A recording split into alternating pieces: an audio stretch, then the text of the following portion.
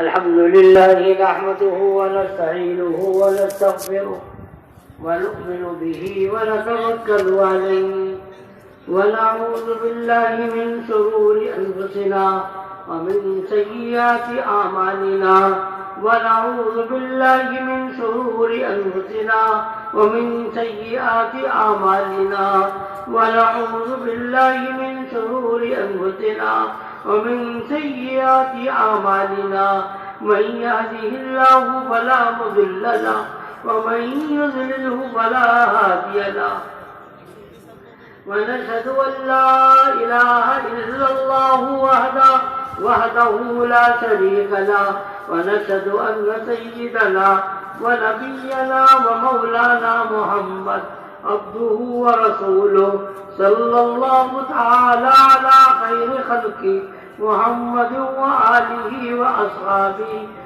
أجمعين. أما بعد أعوذ بالله من الشيطان الرجيم. بسم الله الرحمن الرحيم. يمنون عليك أن أسلموا قل لا تمنوا علي إسلامكم ولله يمن. وقال الله تبارك وتعالى إن الذين قالوا ربنا الله ثم استقاموا تتنزل عليهم الملائكة ألا تخافوا ولا تحزنوا وأبشروا بالجنة التي كنتم توعدون. وقال الله تبارك وتعالى إن المسلمين والمسلمات والمؤمنين والمؤمنات والقانتين والقانتات والصادقين والصادقات والصابرين والصابرات والخاشعين والخاشعات والمتصدقين والمتصدقات والصائمين والصائمات والحافظين فروجهم والحافظات والذاكرين الله كثيرا والذاكرات أعد الله لهم مغفرة وأجرا عظيما. وقال النبي صلى الله عليه وسلم بلغوا عني ولو آية. وقال النبي صلى الله عليه وسلم تعلموا الفرائض والقرآن وعلموا الناس فإني مغبون. صدق الله. قبیلہ اسد والے نبی اکرم صلی اللہ علیہ وسلم کے پاس حاضر ہوئے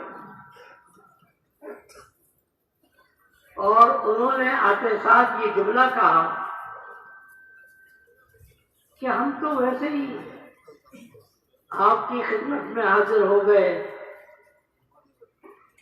گویا کہ وہ لوگ احسان جتلانا چاہتے تھے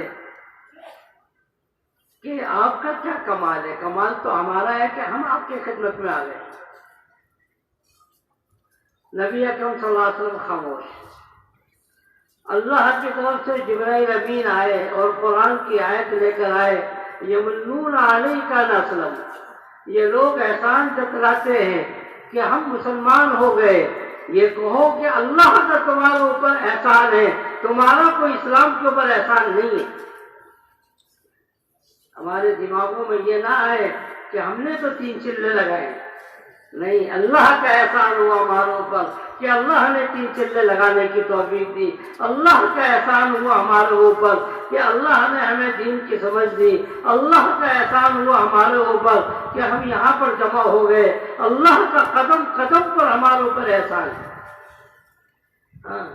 ہمارا کسی بڑوں کے اوپر ہمارا احسان نہیں, اللہ کے اوپر ہمارا احسان نہیں. تبلیغی جماعت کے تمام اکابرین کے بیانات کو حاصل کرنے کے لیے ہمارے فیس بک پیج تبلیغی بیانات اور یوٹیوب چینل تبلیغی بیانات آفیشیل کو سبسکرائب کریں. جزاکم اللہ. تو پہلی بات ہم اللہ کا شکر ادا کریں.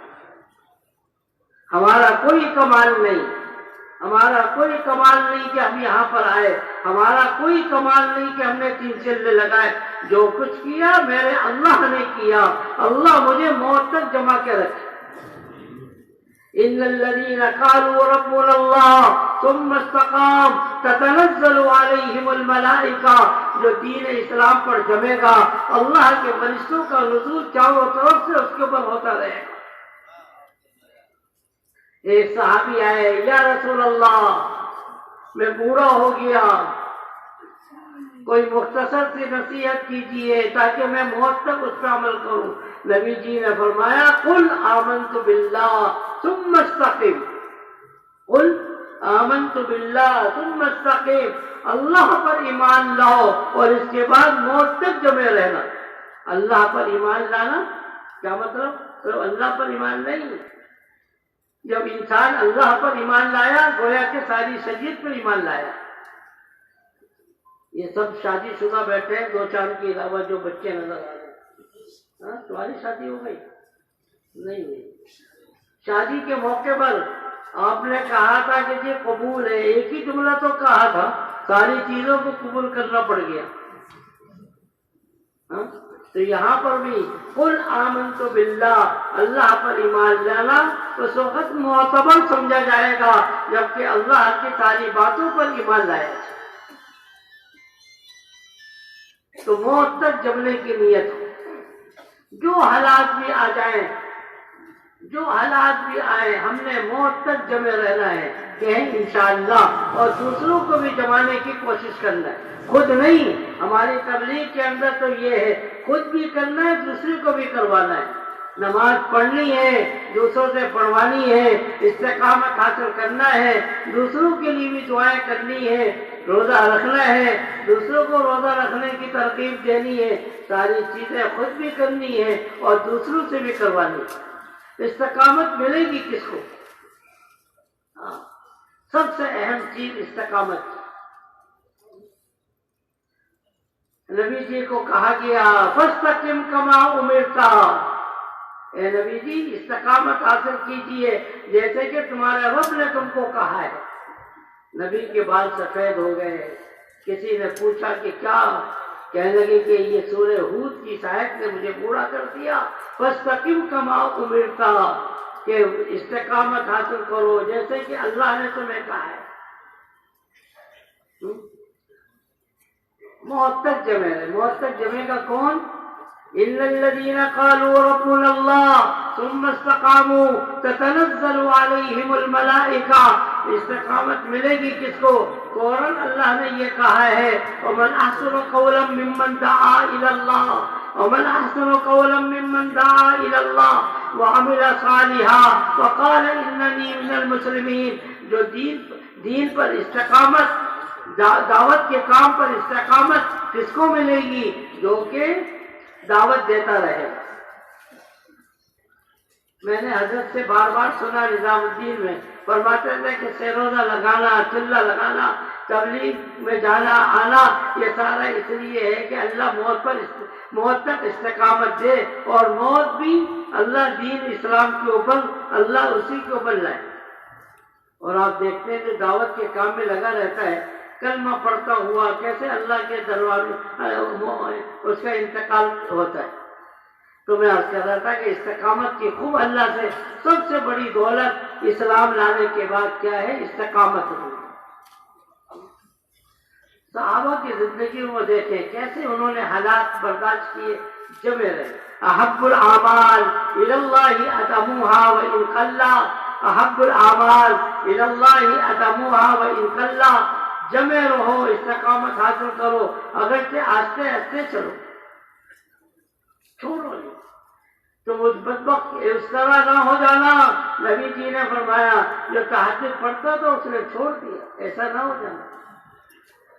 کام کرتے کرتے چھوڑ نہ دینا، دعائیں مانگتے رہنا چاہیے کہ اللہ اس کام سے، اس بات سے، کہ اللہ میری حفاظت فرما جو کام سے ہٹانے والا ہو، جو کام سے ہٹانے والی چیز ہے، اے اللہ اس سے میری حفاظت فرما۔ تو پہلی بات مختصر سی یاد کرنی تھی کہ اللہ ہم سب کو استقامت دے، اللہ ہم سب کو موت تک چلاتا رہے۔ اس کے لیے کیا کریں گے؟ ہم دعوت کے کام میں آگے چلیں، بڑھتے رہیں۔ دوسری بات یاد کرنی ہے کہ یہ کام امانت ہے، دعوت کا کام امانت ہے۔ بڑوں سے ہم صحیح طور سے لیں اور پھر چھوٹوں کو اسی طریقے سے ہم منتقل کریں، اپنا دماغ کا استعمال اس میں نہ کریں، جو بڑے کہیں گے اس طرح ہم کریں اور چھوٹوں کو منتقل کریں، یہ امانت کا مطلب ہے۔ مولانا عیسیٰ فرماتے تھے کہ آدمی 4 مہینے لگا کر کبھی بنتا بھی ہے اور کبھی بگڑتا بھی ہے. ہم مطمئن نہ ہو، موت تک اپنا محاسبہ کرتے ہیں. حضرت نے فرمایا کہ بنتا بھی ہے بگڑتا بھی ہے. حضرت سے پوچھا گیا بننے کی علامت کیا ہے، بگڑنے کی نشانی کیا ہے؟ فرمانے لگے اگر تمہارے اندر صحابہ والی صفات آ رہی ہے تو تمہارے بننے کی نشانی ہے، اگر وہ صفات نہیں آ رہی تو یہ سمجھے کہ میں بگڑتا جا رہا ہوں. میرے اندر صبر آئے، میرے اندر تقوی آئے، میرے اندر نمازوں کا اہتمام آئے، تواضع آئے، انکساری آئے، توکل اللہ کی ذات کے اوپر آئے. یہ ساری چیزیں انسان کے بننے کی نشانی ہے. یہ نہیں ہے کہ 4 مہینے لگ گئے بس چھٹی. 4 مہینے کے بعد تو ایک شعور پیدا ہوا ہے، اب اس کو ہم نے روز بروز آگے بڑھانا ہے. تو ہمارے اندر ہم اپنا محاسبہ خود کریں، کوئی دوسرا نہیں کرے گا. اپنا محاسبہ ہم خود کریں کہ میرے اندر جو صفات آنی تھی وہ صفات آ رہی ہے نہیں آ رہی. اس کے لیے مجھے اور آپ کو حیات صحابہ مولانا یوسف کی کتاب جس کا اردو میں ترجمہ ہو اس کو روزانہ تھوڑا تھوڑا سا پڑھیں کہ صحابہ کس طرح کام کرتے تھے. بات واضح ہو رہی، میں بہت ہی اختصار کے ساتھ رکھ رہا ہوں. حیات صحابہ 3 چلے والے ضرور مطالعہ کریں، روزانہ 2 صفحے 3 صفحے روزانہ اس کو پڑھیں. حیات صحابہ دیکھیے، یہ فضائل اعمال والی نہیں، ایک حیات صحابہ وہ الگ ہے. حیات صحابہ مولانا یوسف صاحب رحمۃ اللہ علیہ کی 3 جلدوں میں جس کا مولانا احسان الحق صاحب نے ترجمہ کیا، اس کو اپنے اندر منتقل کرنے کی ہم کوشش کریں. کسی نے کہا مولانا یوسف سے حضرت زندگی تو دنیا سے سب کو جانا ہے، آپ بھی چلے جائیں گے، تبلیغ کے اصول لکھے جائیں تاکہ لوگ بعد والے بھی اصولوں کے مطابق کام کرتے رہیں. حضرت نے فرمایا کہ حیات صحابہ جو لکھی ہے یہی تبلیغ کے اصول ہیں. تبلیغ والوں کو چاہیے کہ اسی کو پڑھیں اور اسی کے اوپر عمل کریں اور اسی کو دوسروں تک منتقل کریں. یہی تبلیغ کے اصول ہیں. وہ اصول نہیں جو ہم کہتے ہیں، وہ اصول ہے جو کہ صحابہ کے اصول. ابو الحسن علی ندوی نے لکھا ہے حیات صحابہ پڑھیں تو ایسا لگتا ہے آنکھ بند کریں اور حیات صحابہ پڑھیں. حیات صحابہ پڑھی آنکھ بند کر کے دیکھیں، ایسا لگتا ہے کہ صحابہ کی شکلیں اور صحابہ سامنے سے پھرتے ہوئے نظر آ رہے ہیں. ایسا حضرت دنیا کے اندر ایسی کتاب آج تک صحابہ کے اوپر نہیں لکھی گئی. صحابہ کے اوپر آج تک جو کتاب مولانا اسلام نے لکھی، آج تک حیات صحابہ کے عنوان پر لوگوں نے ہزاروں کتابیں لکھی، مگر ایسی کتاب حضرت کی کرامت تھی، اللہ نے ایسی کتابیں پڑھی. تو میں عرض کر رہا تھا استقامت کے لیے حیات صحابہ ضرور پڑھیں اور اسی کے مطابق کام کریں. اللہ انشاءاللہ ہمیں استقامت نصیب فرمائے. سب سے زیادہ خطرے کی چیز یہ ہوتی ہے کام کرتے کرتے آگے آگے پیچھے نہ چلا جائے. وَأَنَّ هَذَا صِرَاطِي مُسْتَقِيمًا فَاتَّبِعُوهُ وَلَا تَتَّبِعُوا السُّبُلَ. میں نے دیکھا مولانا عمر صاحب کو یہ آیت قرآن کی پڑھتے تھے اور بہت روتے تھے. ہمیں تو ترجمہ ہی سمجھ میں نہیں آتا تو ہم کیا بول گے. وَأَنَّ هَذَا صِرَاطِي مُسْتَقِيمًا فَاتَّبِعُوهُ وَلَا تَتَّبِعُوا السُّبُلَ. یہ سیدھا راستہ ہے، اس پہ چلتے رہو، آگے پیچھے گلیوں میں مت بھٹکو، وہ تو شیطانی راستہ ہے، پھر صراط مستقیم پر نہیں آ سکو گے. کبھی ہم چلتے چلتے کہیں سے کہیں بھٹک جاتے. ہم خود بھی اپنی حفاظت کریں اور اپنے ساتھیوں کی بھی حفاظت کریں. اپنے ساتھیوں کی بھی حفاظت کریں، خود بھی ہم صحیح چلتے رہیں. جن چیزوں کے اندر مسائل ہوں اپنی مسجد پہ حل کریں. مسجد والوں سے حل نہیں ہوتا تو اپنے مرکز والوں کے پاس آئے. مرکز والوں سے سمجھ میں نہیں آئے گا تو راوی والوں سے پوچھیں گے، وہاں پہ بتائیں گے. اپنی طرف سے کچھ نہ کریں ورنہ آدمی کیا ہوگا وَلَا تَتَّبِعُوا السُّبُلَ فَتَفَرَّقَ بِكُمْ. آدمی ادھر سے ادھر نکل جائے گا. حضرت مولانا الیاس صاحب فرماتے تھے مجھے خطرہ ہے اس بات کا کہ لوگ کہیں گے کہ میں تبلیغ کا کام کر رہا ہوں، حالانکہ وہ تبلیغ کا کام نہیں بلکہ اپنے خواہشات نفسانی کا کام کر رہا ہوں. تبلیغ کا کام نہیں کر رہا ہوگا تو بہت ڈرنے کی بات ہے. قدم قدم پہ پھونک پھونک کے ہم چلیں، پھونک پھونک کے قدم اٹھائیں. کہیں ایسا تو نہیں ہے کہ میری اس بات سے، اس چیز سے لوگوں کے دل ٹوٹ رہے ہو. تو پہلی بات مجھے یاد کرنی تھی مختصر سے کہ اللہ کے سامنے خوب روئیں، اللہ کے سامنے استقامت مانگے. فیصلہ تو موت کے وقت ہوگا، انما الاعمال بالخواتیم. فیصلہ تو موت کے وقت ہے. زندگی میں ہم نے بڑے مجاہدے کیے، اللہ نہ کرے، اللہ نہ کرے کہ کوئی آگے پیچھے موت کے وقت ہو گئے، ساری محنت برباد ہو گئی. میں نہیں بتا سکتا کتنے بڑے بڑے لوگ تبلیغ میں لگے، ہزاروں کے مجمع میں بیان کرنے والے مرنے سے پہلے تبلیغ کے اوپر، تبلیغ کے خلاف کتاب لکھ کے دنیا سے گئے. میں کیا نام بتاؤں؟ نام بتاؤں گا آپ جانیں گے. اللہ سے دعائیں مانگو، اللہ ہمارے کسی باطنی گناہ، بہت سی چیزیں ہیں جو آدمی کو استقامت سے ہٹاتی ہیں. تنہائی کے اندر کا گناہ یہ آدمی کو استقامت سے ہٹائے گی. اور کیا کرنا ہوگا؟ تنہائی کے اندر گناہوں سے مزہ لینا، کبیرہ گناہ کا کرنا، کبیرہ گناہ کا کرنا، یہ سارے آدمی کو موت کے وقت میں ایمان سے ہٹا دیں گے. تو دعائیں مانگیں گے میرے لیے بھی، اپنے لیے، ہم سب ایک ہی کشتی کے سوار. دوسری چیز مجھے یہ عرض کرنی ہے کہ آپ حاجی صاحب نے خط لکھا مولانا انعام صاحب کو. اس کے اندر کہا کہ ہم راوی میں اتنی محنت کرتے ہیں، ہمارے ساتھی اتنی کوششیں کرتے ہیں، مگر ہم جو چاہتے ہیں وہ ہو نہیں رہا. ہم چاہتے ہیں 4 مہینے میں آدمی بچین، پریشان ہو، غم زدہ ہو، امت کا غم لے کے جائے، یہ کرے. 10 صفحے کا خط لکھوایا حضرت نے. کتنے صفحے کا؟ حضرت بہت کم گو تھے مولانا انعام صاحب، بولتے بھی کم تھے اور تحریر بھی مختصر. حضرت نے 3 باتوں میں جواب دیا. کتنی باتوں میں؟ کتنی باتوں میں؟ یاد کر لیجئے، لکھنا ہو تو لکھ بھی لیجئے کوئی اہم باتیں. 3 باتیں کہی. ایک بات یہ فرمائی، عبد الوہاب اللہ کا شکر ادا کرو، اللہ کام لے رہا ہے. شکر ادا کرو. لئن شکرتم لازیدنکم ولئن کفرتم ان عذابی لشدید. شکر کرو گے اللہ آگے بڑھائیں گے، ناشکری کرو گے تو اس سے بھی محروم ہو جاؤ گے.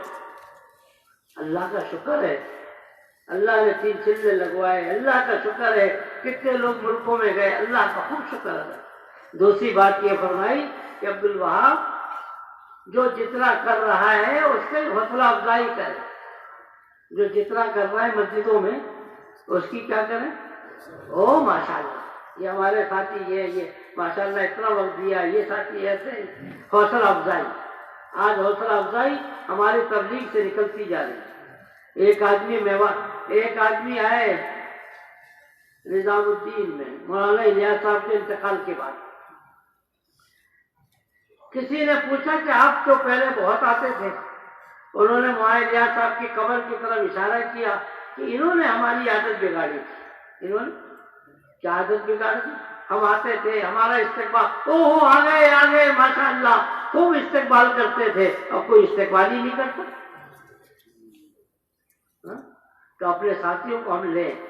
یہ ساری باتیں اپنے لیے ہیں، دوسروں کے لیے نہیں. آپ مسجد میں جا کے کہیں جی مجھے تو آپ لوگ لیتے ہی نہیں ہو.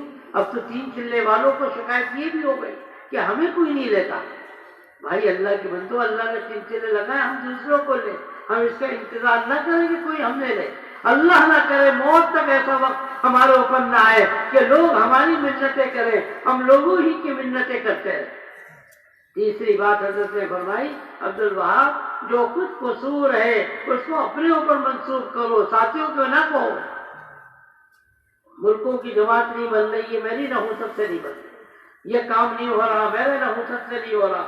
ساتھیوں کی تو حوصلہ افزائی کریں. ہماری مسجدوں کا کام خراب ہوتا جا رہا ہے اس لیے کہ ساتھیوں میں آپس میں محبت الفت ختم ہو گئی. غلط کیا ہو گئی؟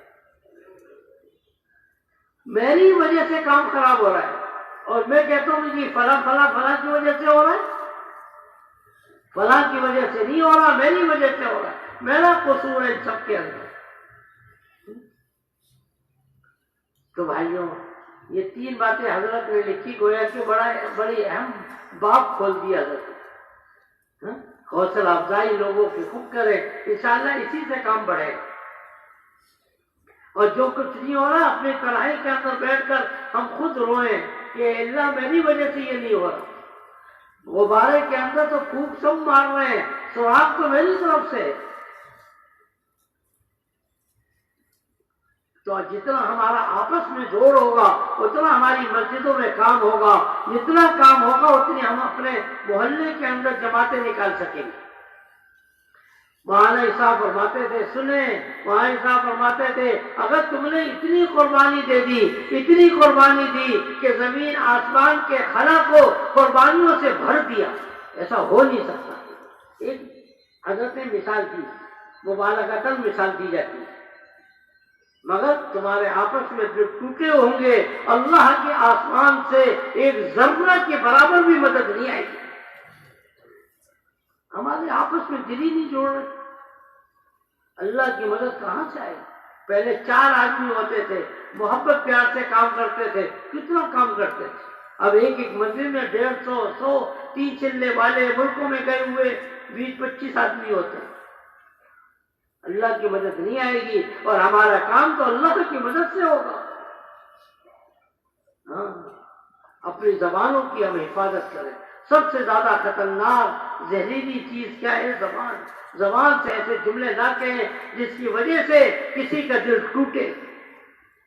کان اللہ نے کھول کے رکھا، جو بھی بات کرے گا کان میں آ جاتی ہے۔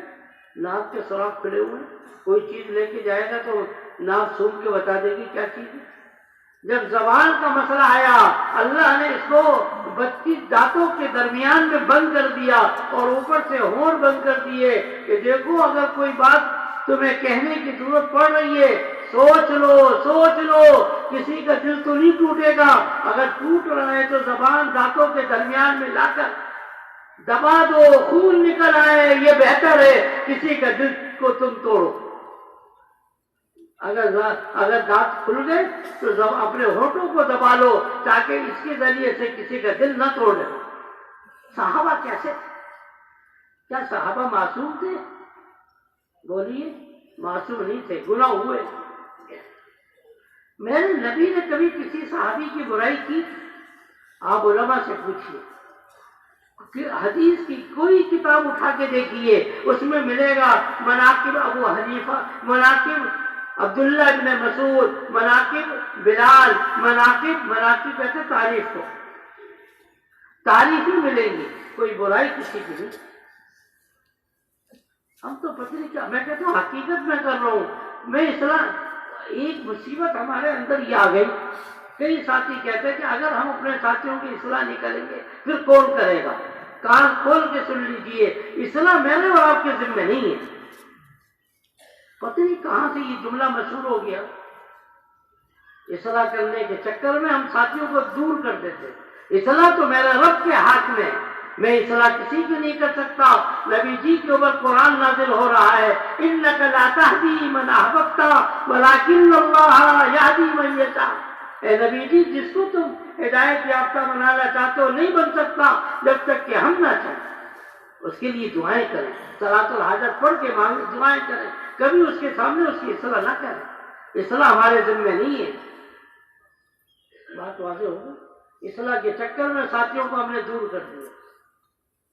میں نے مولانا عمر صاحب سے کئی دفعہ یہ بات سنی کہ اصلاح نہیں کریں، اصلاح تو اللہ سے مانگیں، صلاۃ الحاجت پڑھ کے اس کے لیے دعا مانگیں۔ جو کام کر رہے کام تو کرنے دیں۔ تو میں یہ کروں گا کہ کام کی بنیاد کیا ہوگی؟ آپس میں جوڑ اور محبت کے ساتھ چلے۔ عرفات کا میدان ہے، نبی جی نے ایک ہی حج کیا تھا۔ عرفات کے میدان میں نبی اکرم صلی اللہ علیہ وسلم نے مزدلفہ کی طرف تشریف لے جا رہے ہیں مغرب کے بعد، پیچھے مڑ کے دیکھا اسامہ نظر نہیں آ رہے۔ اسامہ کون ہے؟ حضرت زید کے بیٹے۔ اور زید کون ہے؟ جن کے اوپر جن کو لوگوں نے خرید لیا یعنی غلام بنا کے لیا تھا، پھر حضرت خدیجہ نے خرید کے نبی کی خدمت میں دے دیا تھا اور نبی نے ان کو اپنا بیٹا بنا لیا تھا، یاد ہے؟ تو نبی جی نے پوچھا اسامہ کہاں ہے؟ نظر نہیں آ رہے۔ حضرت اسامہ کو اس سجدے کی ضرورت تھی، وہ جو لشکر چل رہا تھا اسے ایک طرف ہو کر وہ استنجا کرنے گئے تھے۔ رک جاؤ، نبی جی نے کہا رک جاؤ بھائی، اسامہ کہاں ہے؟ تھوڑی دیر میں نظر آ گئے، نبی نے فرمایا چلو، نبی نے فرمایا چلو۔ کچھ لوگوں نے کہا کہ نبی نے ہمیں روکا کیوں؟ اس جماعت کے اندر تو نئے نئے لوگ بھی بہت سے تھے، کچھ لوگوں نے یہ کہا کہ اسامہ کی وجہ سے ہمیں روکا کیا۔ کچھ لوگوں نے تبصرہ یہ کیا کون اسامہ؟ وہ اسامہ جس کا باپ غلام تھا، یعنی ایک حقارت کا جملہ کہا۔ ہاں بات تو صحیح کی مگر جملہ تھا حقارت والا، مذاکر یہ جملہ تھا۔ سنیے آگے کی بات، اب معمولی نہ سمجھیں۔ جن لوگوں نے یہ جملہ کہا اور جن لوگوں نے اس جملے میں ہاں ملائی، مرنے سے پہلے سارے مرتد ہو گئے۔ جب ارتداد آیا یہ لوگ گئے۔ تم نے کسی مسلمان کی تحقیر کی؟ بیت اللہ کو ڈھا دینا اتنا برا نہیں ہے جتنا مسلمان کے دل کو ڈھانا اور مسلمان کے دل کو نقصان پہنچانا۔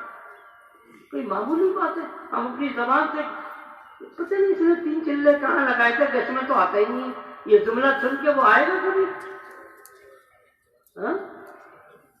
اگلی بات کو دیکھو، یہاں پر یہ 3 چلے والے جمع ہیں، یہ باتیں باہر جا کے کرنے کی نہیں ہیں، ہمارے آپس کی باتیں ہیں۔ حضرت عمر کا دور آیا، انتقال کا وقت قریب تھا۔ حضرت عمر سے لوگوں نے کہا کہ آپ اپنے پیچھے کسی کو خلیفہ بنا دیں، جیسے کہ حضرت ابو بکر نے آپ کو خلیفہ بنایا تھا۔ فلاں فلاں فلاں فلاں ہے جس کے اندر خلافت والی علامہ، خلافت والی صفات موجود ہیں۔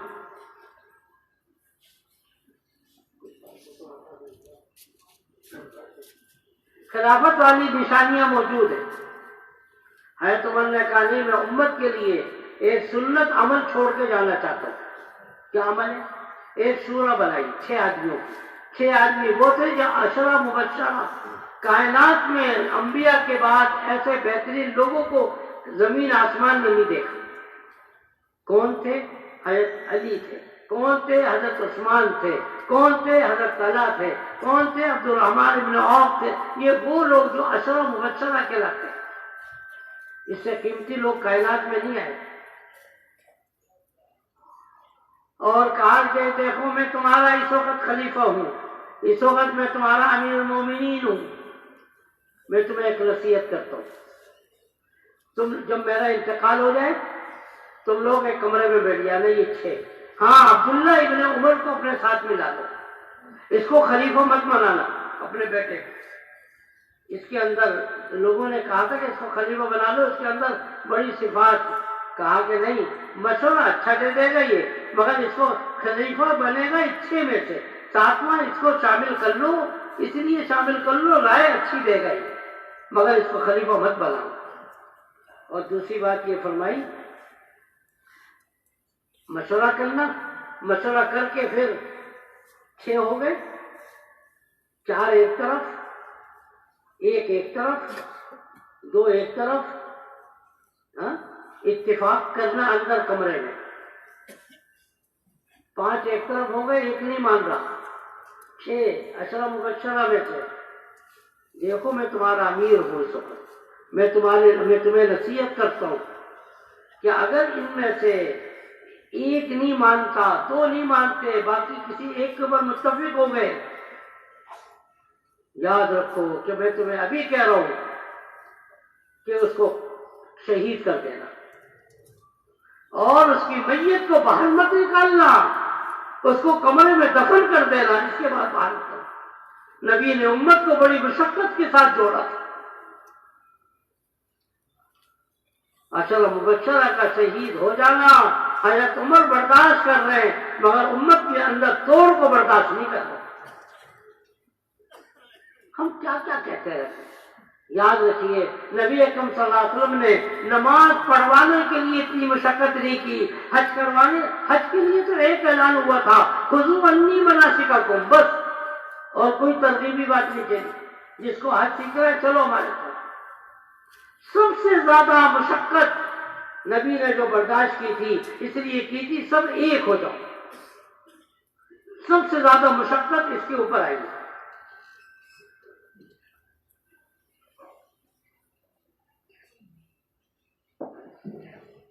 توجہ کی درخواست ہے. یہ گاڑی ہے جس کا نمبر ہے BMB 362. گاڑی نمبر ہے BMB 362. یہ راستے میں رکاوٹ بن رہی ہے. جس کسی بھائی کی گاڑی اٹھے اور ابھی اسی کو وہاں سے ہٹائیں. جزاک اللہ.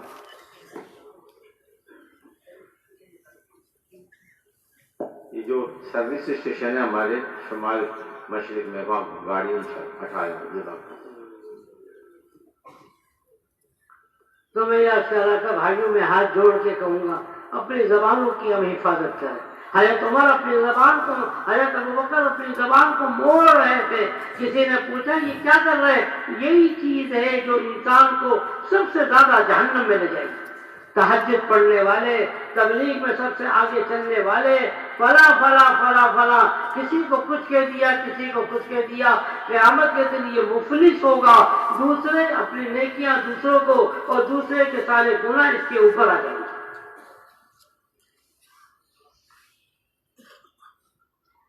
سمجھ میں آئی؟ حضرت عثمان کا دور آیا. بہت سے واقعات درمیان میں حضرت عثمان کا دور آیا. حضرت عثمان رضی اللہ تعالی عنہ, انہوں نے مکے میں شادی, دو شادی, ایک مدینے میں شادی تھی ایک مکے میں. حج پہ تشریف لائے. مینا کے اندر مسافر ہوتا ہے مدینے والا تو 2 رکعت پڑھتا ہے. حضرت عثمان نے 4 رکعت پڑھائی. لوگوں نے مفتی اعظم صحابہ حضرت عبداللہ ابن مسعود سے مسئلہ پوچھا کہ مینا کے اندر مدینے والے کتنی رکعت پڑھیں گے؟ 2. ابو بکر نبی جی نے بھی 2 پڑھی تھی, حضرت ابو بکر نے بھی 2 پڑھی, عمر نے بھی 2 پڑھی, میں نے بھی 2 ان کے ساتھی پڑھی. کس نے فتویٰ دیا؟ عبداللہ ابن مسعود رضی اللہ تعالی, سب سے بڑے مفتی تھے. پوچھنے والوں کی نیتیں خراب تھی. عربی میں کہتے ہیں نا کلمۃ حق ارید بہ الباطل, بات سچی ہوتی ہے مگر اس سے وہ غلط مطلب نکالتے ہیں.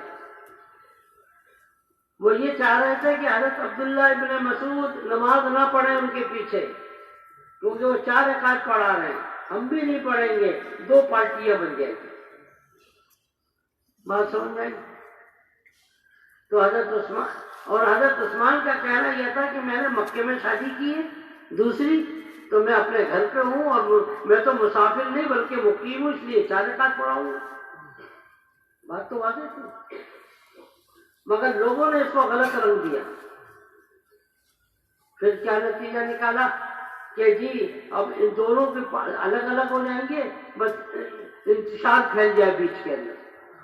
حضرت عثمان آئے, لوگ دیکھ رہے ہیں عبداللہ ابن مسعود کو, اب یہ تو نماز نہیں پڑھیں گے کیونکہ ابھی تو انہوں نے فتویٰ دیا تھا کہ 2 رکعت ہونا چاہیے 4, اور حضرت عثمان تو 4 رکعت پڑھائیں گے.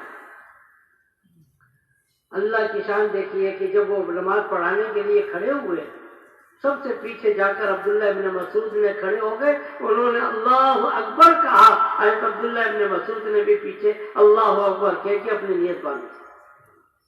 تماشا دیکھنے والے, انتشار کروانے والے حضرت عبداللہ ابن مسعود کو دیکھنے یہ کیا ہو گیا. نماز کی بات پکڑ لیا کہ آپ تو کہہ رہے تھے کہ جی 4 ہونا چاہیے, 2 ہونا چاہیے, آپ نے تو 4. کہنے لگے لگتا یہ ہے کہ تم لوگوں نے قرآن نہیں پڑھا. قرآن میں کہاں لکھا ہوا ہے حضرت عثمان 4 رکعت پڑھے تو ان کے پیچھے 4 رکعت پڑھے؟ کہنے لگے یہ تو لکھا ہوا ہے والفتنة أشد من القتل, والفتنة أشد من القتل. فتنہ پھیلانا, انتشار پھیلانا یہ معمولی بات ہے.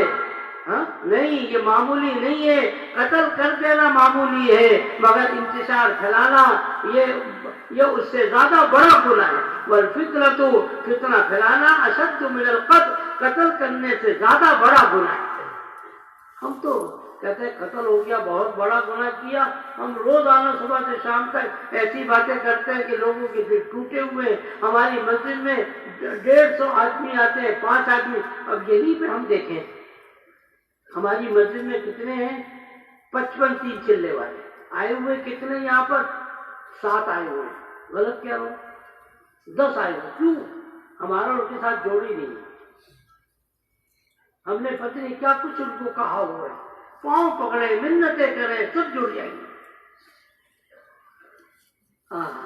صحابہ کی پوری زندگی اس سے بھری ہوئی ہے، صحابہ کی ساری زندگی بھری۔ حضرت ایوب انصاری رضی اللہ تعالی عنہ میزبان رسول ہیں۔ حضرت ابو بکر کے، حضرت نبی اکرم صلی اللہ علیہ وسلم کی زمانے کے اندر ہمیشہ حضرت نبی اکرم صلی اللہ علیہ وسلم کے ساتھ جاتے تھے۔ ابو بکر کا دور آیا، ساتھ جاتے تھے، عمر کا دور آیا، ساتھ جاتے تھے، علی کا دور آیا، ساتھ ساتھ جایا کرتے تھے۔ مروان کا زمانہ آ گیا، میں مروان کو کچھ نہیں کہہ رہا، اتنا کہہ رہا ہوں کہ ان حضرات کے مقابلے میں تو مروان کی کوئی حیثیت نہیں تھی۔ حضرت ایوب انصاری تو بڑے آدمی تھے، میزبان رسول تھے، کیا لگے یار یہ آدمی کے ساتھ میں نہیں نکلوں گا۔ لشکر چلا گیا، حضرت ایوب انصاری نہیں گئے، گئے تو نہیں، پوری زندگی افسوس کرتے رہے، اے ایوب تجھے امیر سے کیا لینا تھا، تجھے تو اللہ کے دین کا کام کرنا تھا، تو نے کتنی بڑی غلطی کر دی۔ اسی کا نتیجہ یہ نکلا کہ یزید کی جب حکومت، یزید کے ساتھ جب لشکر بنا استنبول کے لیے، ترکی کے لیے، تو یزید تو مروان سے بھی تو ہاتھ آگے تھا۔ دیکھیں میں ہرگز کسی کو برا نہیں کہہ رہا، میرے اوپر یہ بات نہ کہیے کہ جنہوں نے یزید کو یا مروان، میں ان کا مقابلہ کروا رہا ہوں ابو بکر عمر کے ساتھ، ان کے مقابلے میں تو اتنے اچھے نہیں تھے۔ تو حضرت ایوب انصاری یزید کے ساتھ تھے اور اسی کے اندر ان کا انتقال ہے۔ تو بھائیوں، امیر ہمارا کوئی بھی ہو، ہم سب کے ساتھ جوڑیں گے اور سب کو اپنے ساتھ جوڑیں گے، سب کو جوڑیں گے، سب کے ساتھ جوڑیں گے۔ ہم امیر کے لیے کام نہیں کرتے، ہم تو اللہ کے لیے کام کرتے ہیں۔ کیا خیال ہے؟ ہر وہ جملے یاد رکھیے،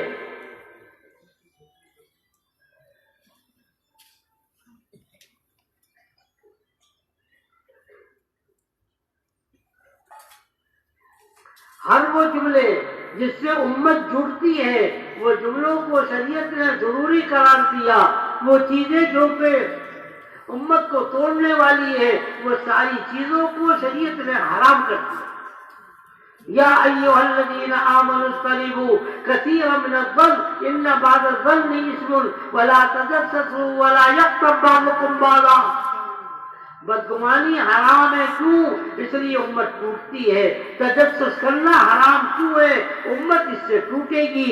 غیبت کرنا حرام کیوں ہے؟ امت کو توڑنے والی چیز ہے۔ چغلی کرنا حرام کیوں ہے؟ اس لیے امت کو توڑنے والی چیز ہے۔ جو امت کو توڑنے والی چیز ہے وہ حرام ہے، جو امت کو جوڑنے والی چیزیں ہیں وہ ساری کی ساری ضروری شریعت نے قرار دی کہ یہ کرو یہ نہ کرو۔ بھائیوں میں ہاتھ جوڑ کے کہوں گا، ہمارے اوپر رحم کرے آپ۔ ہمارے بڑوں نے بڑی محنت کی، ہم اپنی زبانوں کے جملوں سے اپنے ساتھیوں کو ہم سے جدا، اپنے آپ سے جدا کر رہے ہیں۔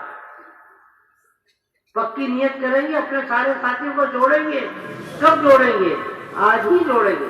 میں آپ کو کیا عرض کروں، یہ خرم صاحب ترغیب دے رہے تھے، میں سن رہا تھا، حضرت کا انتقال ہو گیا مولانا یوسف صاحب کا 65 کے اندر۔ آپ میں سے کچھ لوگ ہوں گے جنہوں نے دیکھا ہوگا، تو 65 میں حضرت کا انتقال ہوا۔ حضرت کی وصیت یہ تھی، حضرت کی وصیت یہ تھی کہ ہاں میرا انتقال ہو جائے فوراً ہی مجھے عام قبرستان میں دفن کر دینا، سمجھ گئے؟ اور مولانا انعام صاحب جو تھے حضرت مولانا صاحب کے ساتھ رہتے تھے، ان کو انہوں نے بتائی ہوئی تھی یہ بات۔ جب لاہور میں انتقال ہوا مولانا یوسف صاحب کا، اب لوگوں کے اندر چمنگوئیاں شروع ہوئی۔ کسی نے کہا حضرت شیخ سے پوچھو مولانا زکریا صاحب سے کہ کہاں دفن کرنا چاہیے۔ کسی نے کچھ کہا، مولانا انعام صاحب سے کسی نے نہیں پوچھا۔ بات چل گئی، حضرت شیخ نے کہا کہ دیکھو اگر آسانی کے ساتھ میت کو لا سکتے ہو تو دہلی لیا ابا جان کے ساتھ، ورنہ رائیوڈ میں ورنہ لاہور میں دفنا دے۔ تو بعد میں مولانا انعام صاحب نے یہ کہا کہ حضرت کی وصیت تو یہ تھی، آپ نے پہلے بتائی کیوں نہیں؟ آج سنے جملہ کہنے لگے اس وقت میں لوگوں کا رجحان حضرت شیخ کی طرف تھا، مولانا زکریا صاحب کی طرف۔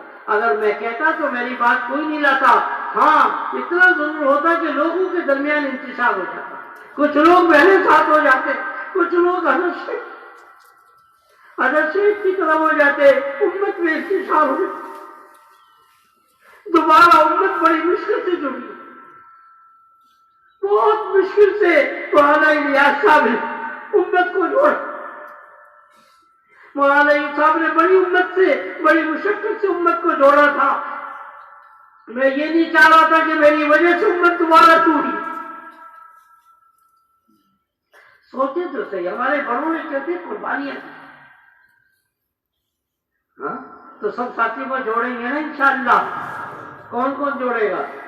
ہاں سارے ساتھیوں کو جوڑے، کسی ایک کو بھی نہ چھوڑے۔ ہاں میں کیا کیا سناؤں، پوری تاریخ اسلام ہماری جڑی ہوئی ہے اس کے ساتھ۔ جب امت کے اندر جوڑ رہا، اللہ نے اس کے اوپر کتنی برکتیں نازل کی۔ جب آپس میں توڑ ہوا تو کہاں سے کہاں امت بھٹک گئی۔ آج یہی ہے، ہمارے بڑے کہتے ہیں کہ اس وقت ہمیں دو باتیں چاہیے بس۔ کتنی باتیں؟ دو باتیں۔ ایک بات یہ ہے کہ امت کو جوڑ دو، اور دوسرا ہر حال میں اللہ کے راستے میں نکلو۔ یہ دو باتیں ایسی ہیں جو سارے صحابہ کے اندر موجود تھی، کوئی صحابی اس سے خالی نہیں تھا۔ کون سی دو باتیں؟ امت کو جوڑ دو۔ اب خود سوچئے، مدینے کے اندر، مکے کے اندر نبی کی آمد سے پہلے کیا حال تھا؟ فضائل اعمال میں پڑھتے ہیں، ایک آدمی کی اونٹنی دوسرے آدمی کے کھیت میں چلی گئی، اور وہ کہتا ہے یہ اونٹنی بغیر اجازت کے میرے کمرے میرے ادھر کیوں آ گئی؟ بھئی جانور کون سی اجازت؟ اس کے مالک کو چاہیے، اس کے تھنوں کو کاٹو۔ تھنوں کو کاٹ دیا، اونٹنی چلاتی ہوئی اپنے مالک کے پاس گئی، وہاں سے وہاں تک خون بہتا ہوا گیا، یہاں پر وہ آدمی بیٹھا ہوا، میرے اونٹنی کے تھنوں کو کس نے کاٹا؟ پتہ ہی نہیں کس نے کاٹا۔ جاؤ خون دیکھتے ہوئے جاؤ، کہاں کا یہ خون جاتا ہے؟ جاتے ہوئے دیکھا تو وہ فلاں کے کھیت تک گیا، اس کو بلایا کہ تم نے کیوں کاٹا؟ بغیر اجازت کے آئی، تم نے کیوں کاٹا؟ یہ کیا؟ لڑائی شروع ہو گئی۔ 120 سال تک ہزاروں آدمی قتل ہو گئے۔ یہ لڑائی جنگ بوآز کہلاتی ہے، اور 120 سال تک یہ معمولی سی بات ہوتی ہے، مگر میرے نبی نے امت کو کیسے جوڑا؟ یہی لوگ تھے کہہ رہے پانی اس کو پلا دو، پانی اس کو پلا دو۔ بھائیو، اس وقت امت میں سب سے زیادہ ضروری چیز امت کا جوڑ۔ اللہ ہمارے چھوٹوں کے اندر، اللہ ہمارے بڑوں، سب کو اللہ ہمیں سب کو ایک اور نیک بنائے۔ جب تک انتشار ہوگا اللہ کے قطرے برابر بھی مدد آسمان سے نہیں اترے گی۔ یاد، ایک قطرے کی برابر، ایک ذرے کی برابر بھی مدد نہیں آئے گی۔ تو بھائیوں، تو دوسری بات مجھے یہ مختصر سی عرض کرنی تھی کہ آپس میں ہم محبت کیا سے، ہمیں جو کچھ کہنا ہے کہہ لو، مگر بھائی جڑ تو جاؤ۔ وہاں الیاس صاحب نے ایک دو آدمی کے نہیں سینکڑوں لوگوں کے پاؤں کو پکڑا ہے۔ لوگ کہتے تھے کہ حضرت آپ پاؤں کو پکڑ کر دین والوں کو بدنام کر رہے ہیں۔ حضرت فرماتے تھے اسی کے اندر تو مجھے عزت مل رہی ہے، ہم لوگوں کے پاؤں پکڑے منتیں کرے, اسی کے اندر دیکھیں اللہ نے کیسی عزت چھپائی ہوئی. کریں گے انشاءاللہ. یہ وہ کرے گا جو اپنے آپ کو چھوٹا سمجھے گا. 3 چلے لگا کے ہم نے کوئی تیر نہیں ماری, بہت اچھا کام ہے. صفات آتی رہے ہمارے اندر, صفات آتی رہے تو ہم تبلیغ میں آگے بڑھ رہے ہیں. صفات نہیں آ رہی, اگر بغیر آ رہا ہے, تکبر آ رہا ہے, تو ہمارے تبلیغ میں ہم صحیح رخ پر نہیں چل رہے. تبلیغ میں ہم صحیح رخ پہ نہیں چل رہے. حجاج بن یوسف بھی کہتا تھا میں لوگوں کی اصلاح کروں, امت کو برباد کر دیا اس آدمی نے. 1,20,000 آدمی کو ترمذی شریف کے اندر آتا ہے, اس نے بلوا کے قتل کیا. امت کی اصلاح کے لیے اصلاح ہوئی. عمر بن عبدالعزیز نے بھی اصلاح کی, اور کیسی اصلاح ہوئی؟ اپنے اوپر مشقتیں برداشت کی. تواضع, انکساری, جو اپنے آپ کو چھوٹا سمجھے گا وہ سب کو جوڑے گا, جو اپنے آپ کو بڑا سمجھے گا, تکبر ہوگا, تو وہ کبھی لوگوں کو نہیں جوڑ سکتا. آپ نے فضائل اعمال میں پڑھا ہے نا, جس کے اندر ذرہ برابر, ذرہ کس کو کہتے ہیں؟ یہ سائنسدان کہتے ہیں نا کہ کوئی چیز لی جائے, کوئی ایٹم ہو, اس کو توڑا جائے, کوٹا جائے, توڑا جائے, اس کے بعد اس کا کوئی اور جز نہ بنے, اس کو ذرہ کہتے ہیں.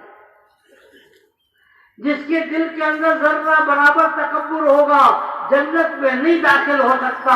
اور سوچئے جس کے دل کے اندر پہاڑوں جیسا تکبر ہو وہ جنت میں کیسے جائے گا؟ ہم تو پہاڑوں کا تکبر کا لے کے پھرتے رہتے ہیں. اس نے کہا کہ مجھے فلاں نے یوں کہہ دیا, اچھا اس نے میرے بارے میں کہا. نبی اپنی ذات کے بارے میں کبھی بدلہ نہیں لیتے. جو اس نے جو کچھ بھی نبی کو کہا, کبھی نبی نے اپنی ذات کے لیے بدلہ نہیں لیا. ہاں, شریعت کو جب کسی نے توڑا پھر بدلہ لیا, اس سے پہلے کبھی نہیں لیا. اپنی ذات کو ہم پیچھے کر دیں. انکساری, تواضع ہمارے اندر.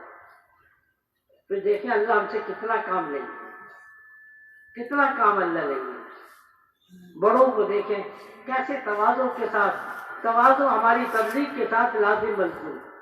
ہمارے مولانا ابراہیم دولہ صاحب کو دیکھا ہے نا آپ لوگوں نے,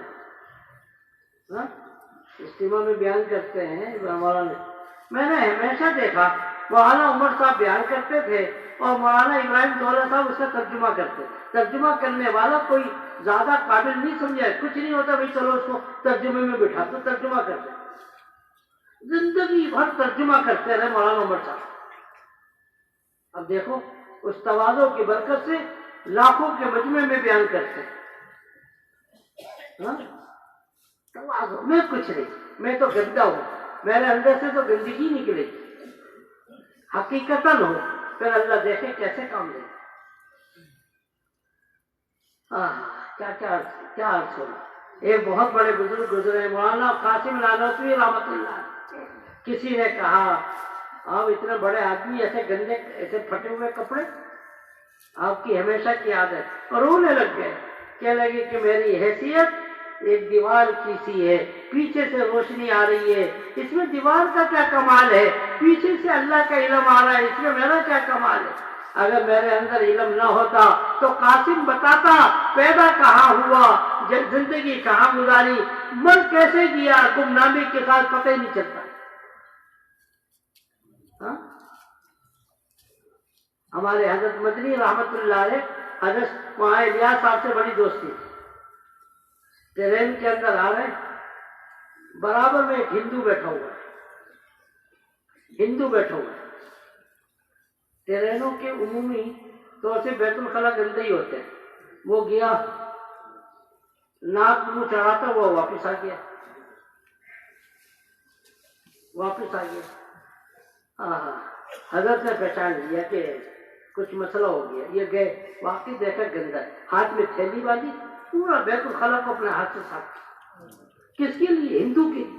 اور اپنے مسلمان بھائی کے لیے, وقت لگائے ہوئے ساتھی کے لیے کوئی کرتے ہیں ایسا ہی کروں.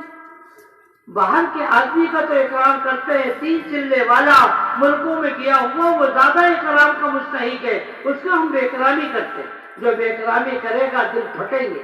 مولانا صاحب کا ملفوظ لکھ لیجئے. حضرت فرماتے تھے بے تکلفی نہ کرنا, بے تکلفی کرو گے تو بے اکرامی آئے گی, اور بے اکرامی آئے گی تو دل پھٹ جائے گی. تو حضرت گئے اپنے ہاتھ سے بیت الخلا صاف کیا، اس کو بتاتے بھی نہیں میں نے کیا. کہنے لگے تم کہاں گئے تھے؟ کہنے لگے یار پیشاب کرنے گیا تھا، ایسا گندا تھا واپس آ گیا. کہنے لگے تمہارے بات تو میں کیا ہوں، بالکل صاف ستھرا ہے. کہنے لگے نہیں آپ کہیں اور چلے گئے ہوں گے. میں کہنے لگے اسی میں کیا تھا، صاف ہے بالکل، جاؤ تو صحیح. اس کو زبردستی بھیجا. ہندو کا احترام کرو. تو بھائیوں بھنگیوں کی ہڑتال ہو گئی ایک بڑے مدرسے میں جہاں پہ حضرت مدنی پڑھاتے تھے. بیت الخلا بند، انہوں نے اور بند کر دی. صبح دیکھا تو سب صاف ستھرے، دوسرے دن بھی صاف ستھرے. تیسرے دن ایک صاحب کہتے ہیں میں رات کو اٹھا دیکھا ایک آدمی اپنے منہ کو چھپائے ہوا تھا، ڈنڈے سے کیا کیا چیزیں اس کے پاس، ایک ایک بیت الخلا تھا. صبح اٹھ کے دیکھا، صبح میں نے کہا دکھا تو دو اپنا چہرہ. کہہ رہے کہ زندگی میں کسی کو نہ بتانا. ہاں نہیں بتاؤں گا، زندگی میں تمہارا نام نہیں لوں گا. وہ تھے حضرت مدنی. وہاں جمشید صاحب کتنا بیت الخلا صاف کرتے ہیں. ہماری تبلیغ کے اندر سے تواضع نکال دی جائے، انکساری نکال دی جائے، تبلیغ کا کام ختم ہو جائے. جب تک ہر آدمی اپنے ساتھیوں کو، وہاں سید احمد خان صاحب فرماتے تھے ہر آدمی اپنے ساتھیوں کو اپنا شیخ سمجھے. میرے پیر صاحب ہیں، ہر ساتھیوں کی عزت کرے، دو جانوں ہو کے بیٹھے، جو وہ کہیں اس کی بات کو مانو. میرے نبی نے تو حد کر دی جوڑ کی. ایک موقع پر نبی نے فرمایا اپنے بڑوں کی اطاعت کرنا، اگرچہ تمہارے اوپر تمہارے اوپر تم طبیعت کی گرانی کے ساتھ کرو، طبیعت کی موافقت کے ساتھ کرو، بیماری جو بھی کیفیت ہو اس کی اطاعت ضرور کرنا. تمہارے اوپر امیر بنا دیا جائے ایسا کہ اس کا دماغ چھوٹا سا ہو، کشمش، اس کی جب بھی اطاعت کرنا جب تک کہ وہ حرام کام کا حکم نہ دے. بھائیوں اپنے ساتھیوں کو جوڑے. یہ بہترین سرمایہ 3 چلے والا، ہمارا 3 چلے والا سرمایہ ضائع ہو رہا ہے. اگر یہ 3 چلے والا مجموعہ سمجھ جائے 313 امت کی ہدایت کے لیے کافی ہے. کتنے؟ 313.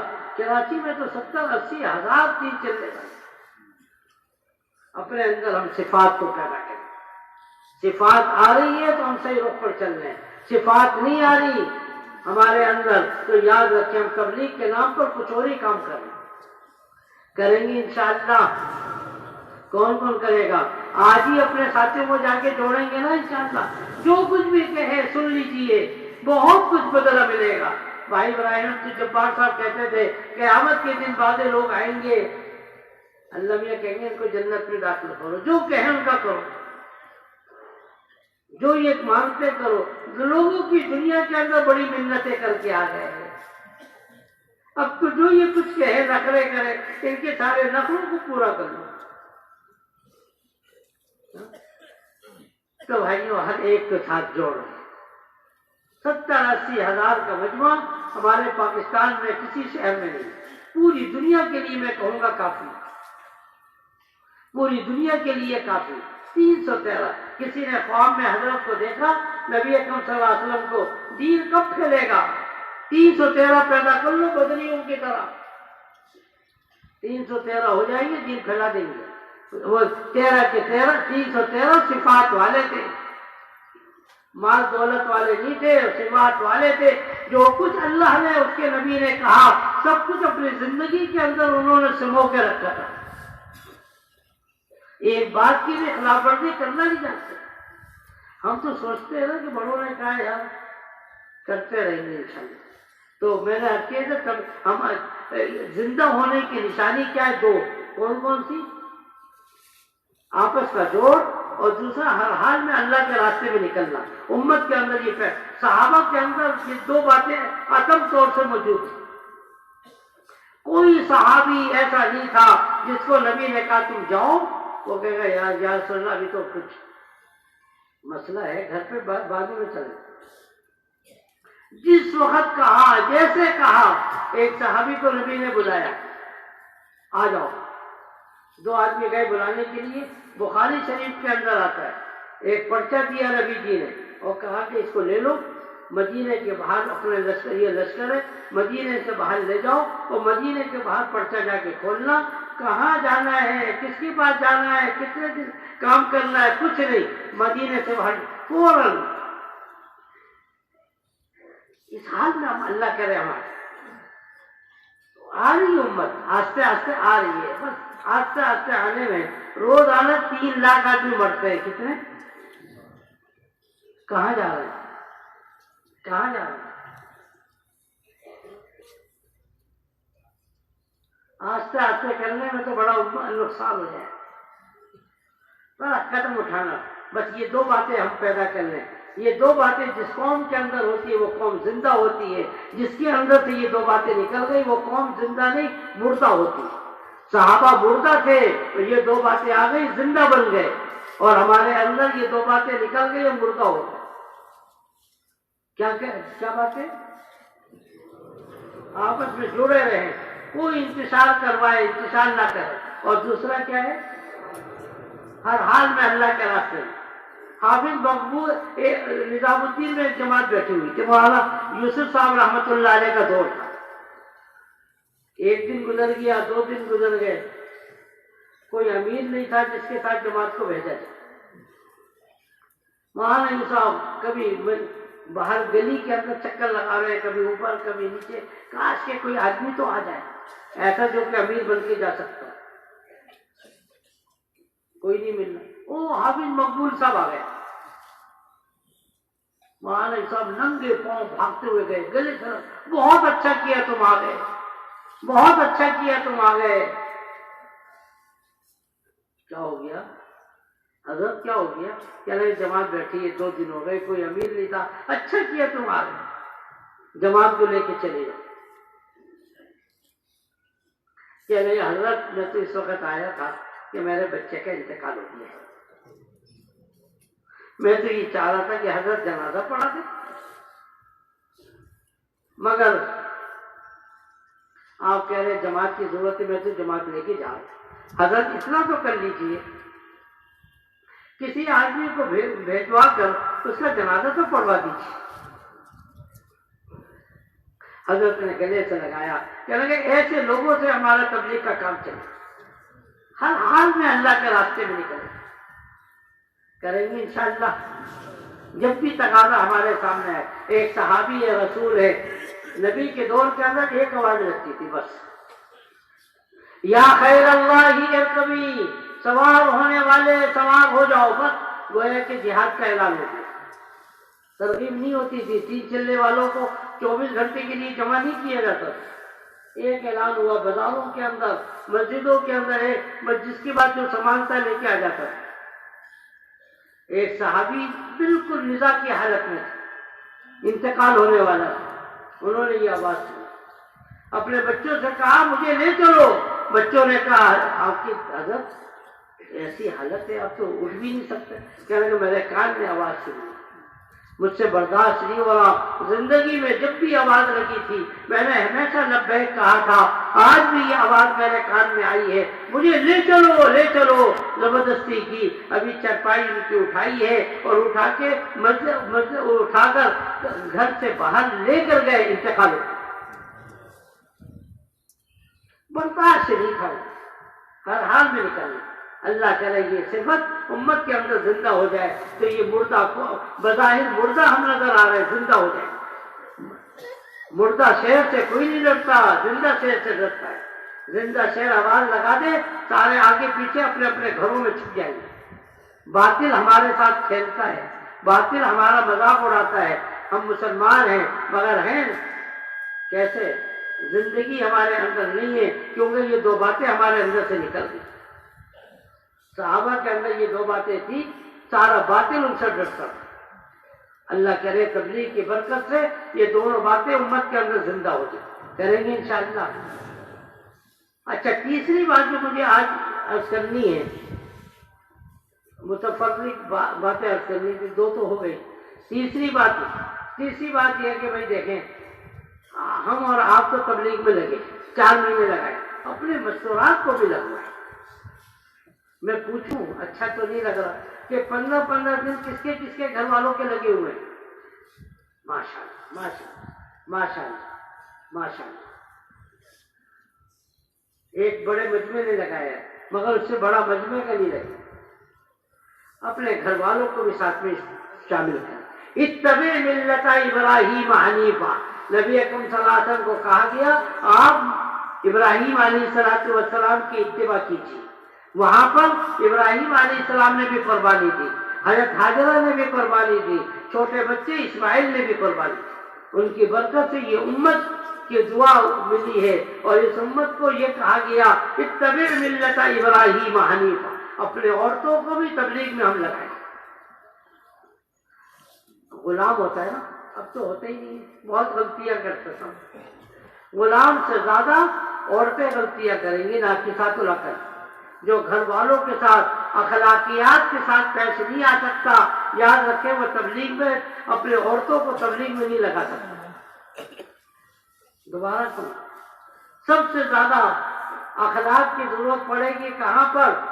گھر کے اندر عورتوں کو تبلیغ میں لگانے کے لیے, تعلیم میں جوڑنے کے لیے. ویسے نہیں جوڑیں گے. والمؤمنون والمؤمنات بعضهم اولیاء بعض یامرون بالمعروف وینہون عن المنکر. قرآن کبھی بھی عورتوں کو مخاطب نہیں کرتا. واقیموا الصلاۃ وآتوا الزکاۃ وللہ علی الناس حج البیت من استطاع الیکم سبیلا یا ایھا الذین آمنوا کتب علیکم الصیام. سب جگہ پر اللہ نے حکم دیا, مردوں کو حکم دیا. روزہ کون رکھے؟ ایمان والے. نماز کون پڑھے؟ ایمان والے. کیا عورتوں پہ نماز فرض نہیں ہے؟ ایسے ہی فرض ہے جیسے کہ مردوں پہ فرض ہے. مگر قرآن نے تو ایک جگہ بھی نہیں کہا.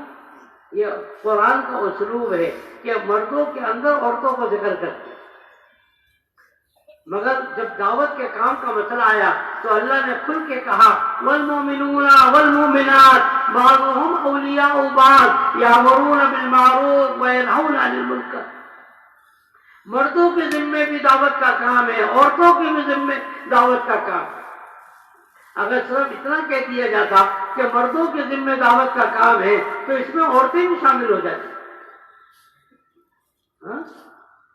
تو عورتوں کے ذمے بھی دعوت کا, اور ہم آگے بڑھ نہیں سکتے جب تک کہ عورتیں آپ کا ساتھ نہ دیں. بہت سے غلط کام آپ کو مجھے کرنا پڑیں گے جبکہ ہمارے گھر والے تبلیغ میں نہیں لگیں گے. یہ جملہ یاد رکھیے, بڑوں کا جملہ ہے.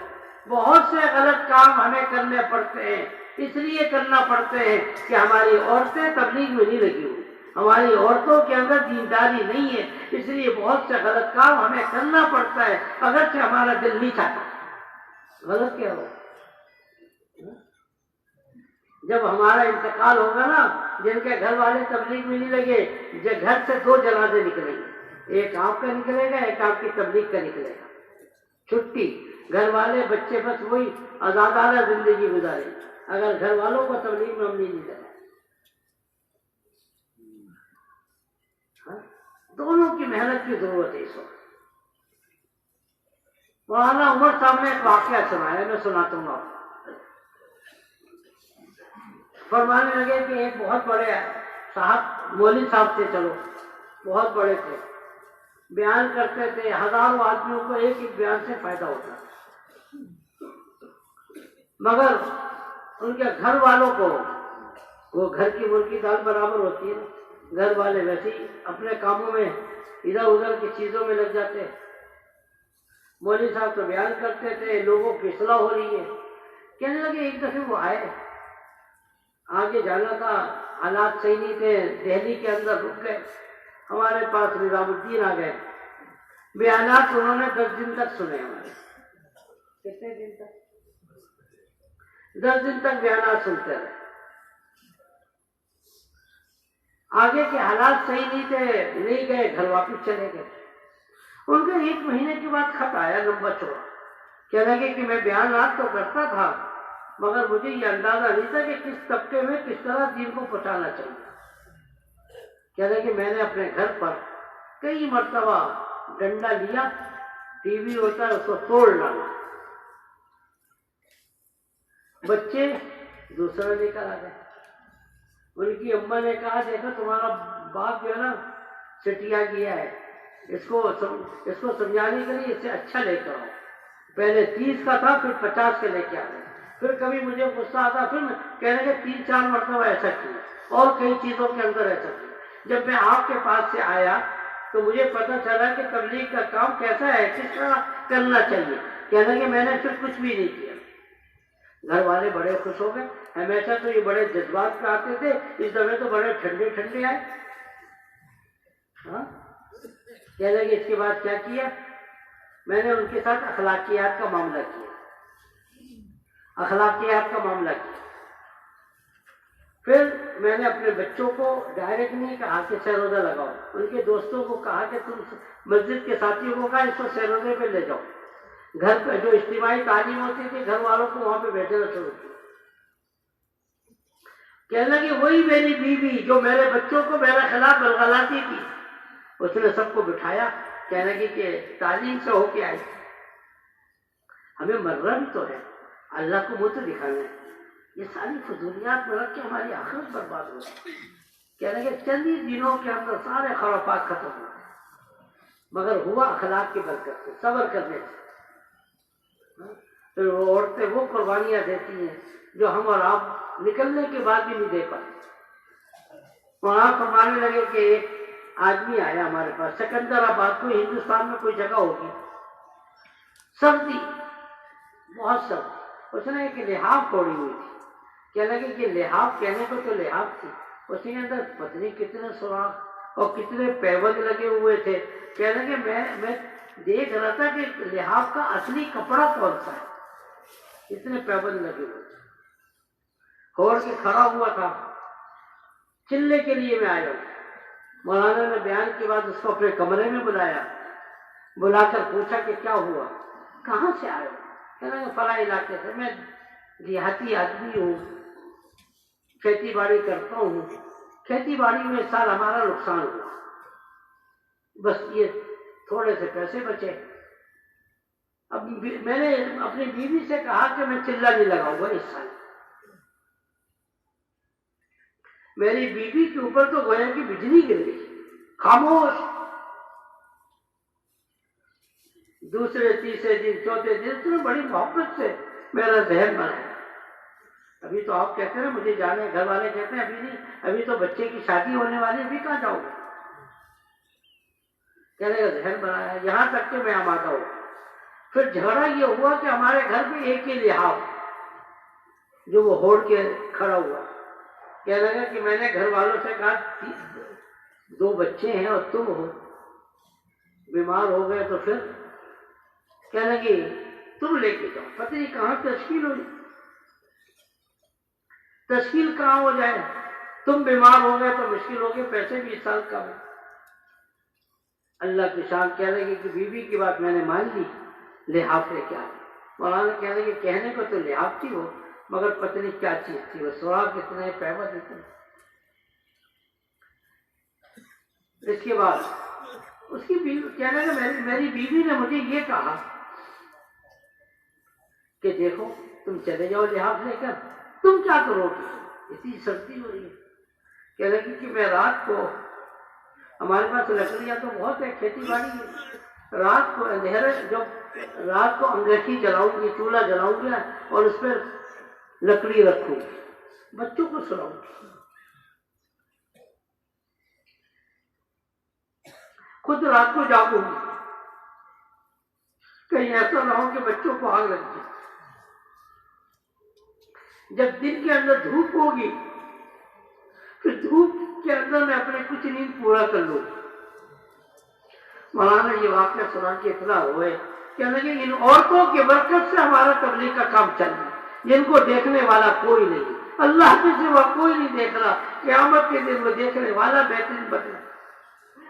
वल्लाह क्या होगा जो हमारे और आपके सामने, कि हमें कितने नाजायज काम करने पड़ते हैं अपने बीवियों को और बच्चों को खुश करने के लिए। हाँ? तो करेंगे, अपने घर वालों को तबलीग में लगाएंगे इंशाअल्लाह। तो जिनके 15 दिन नहीं लगे, 1 महीने के अंदर अंदर नियत कर लीजिए कि इंशाअल्लाह 1 महीने के अंदर हम अपने घर वालों को 15 दिन लगाएंगे। کون کون بھائی ہمت کر رہے ہیں؟ اور جن کے 15 دن لگے ہوئے وہ چلے کی نیت کریں گے انشاءاللہ؟ چلہ کون کون لگوائے گا؟ کراچی کے اجتماع سے پہلے چلہ لگوا دے. ہاں لگوائیں گے. راوین والوں نے کہا تھا 500 جماعتیں 15 دن کی دینا ہے اپریل کے مہینے تک. ہم نے راوین والوں کی وجہ سے تو نہیں کرنا، ہم نے تو اپنے دین کو سامنے رکھتے ہوئے کرنا ہے. عورتوں کی ذہن، حدیث بخاری کے روایت میں آتا ہے کہ عورتوں کو اللہ نے ناقصات عقل تو بنایا ہے مگر بڑے بڑے عقل مندوں کی عقل پہ غالب آ جاتی نہیں، ایسی اللہ نے ان کی سمجھ دی. تو چلہ لگوا دیں گے انشاءاللہ کراچی کے اجتماع سے پہلے. کون کون لگوائے گا بھائی؟ اور پھر اس کے بعد قواعد پورا کر کے 3 مہینے کے لیے بھی لے جائیں گے. ٹھیک ہے، میں آپ کو یقیناً بتاتا ہوں، آپ سال کی جماعت لے کے جاتے ہیں، 3 مہینے کی جماعت عورتوں کی وہ کام کر کے آ جاتی ہے جو ہماری عمومی طور سے، استثناءات تو ہر جگہ پر ہے، جو ہماری سال کی جماعت کام نہیں کر پاتی. ہاں میں سب کو نہیں بولا، استثناء تو ہر جگہ پر ہے. عورتیں عورتوں سے متاثر زیادہ ہو جاتی ہیں. ہم گئے تھے ایک یورپ کے ملک کے اندر، کتنی عورتیں زبردستی مسلمان ہو رہی ہیں، کہنے لگی کہ ہمیں مسلمان کرو زبردستی. حالانکہ ہماری تو دعوت نہیں ہے کہ تم مسلمان ہو، ابھی تو دعوت ہے کہ مسلمان پکے مسلمان بن جائیں، پورے کے پورے دیندار بن جائیں. تو ملکوں میں جائیں گے مستورات کے ساتھ انشاءاللہ. اس کے اندر ہمارے بڑے کتنی آسانیاں پیدا کرتے ہیں کہ ہر گھر کے اندر تعلیم ہو. یہ تو بہت ہر ایک کر سکتا ہے، 3 چلے والا کوئی بھی ایسا نہ ہو جس کے گھر پہ تعلیم نہ ہوتی. امید یہ کہ سب کے گھر پہ ہوتی ہے. کس کے گھر پہ آج ابھی تک ہو رہی ہے؟ ماشاءاللہ چند رہ گئے، وہ آج سے نیت کر لیجئے. اور اس کے اندر چھوٹے بچے ہوتے ہیں نا، دودھ پیتے بچے، بچیوں کو بھی تعلیم میں بٹھائیں. آپ کہتے ہیں کہ جی کیا فائدہ ہوگا؟ جب بچہ پیدا ہوتا ہے اس کے کان میں اذان دی جاتی ہے، کیا فائدہ ہوتا ہے؟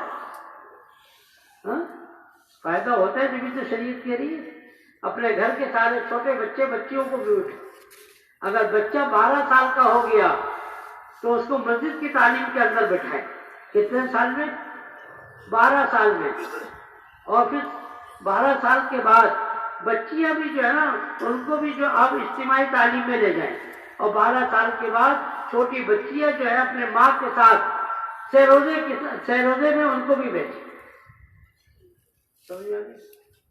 اور جب 17-18 سال کے ہو جائے بچہ تو اس کو چلنے کے لیے بھیجتے. کتنا آسان. ہم اپنی بچیوں کو جہیز دیتے، دنیا کی ہر چیز دیتے. ہندوستان کے ایک نواب نے یہ کہا کہ میں اپنی بچی کو سب کچھ دوں.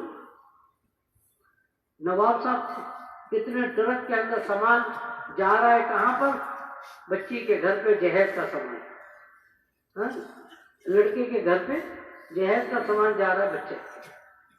روڈ تو بنی ہوئی نہیں تھی، سچا واقعہ ہے، روڈ تو بنی ہوئی نہیں تھی. ٹرک پھنس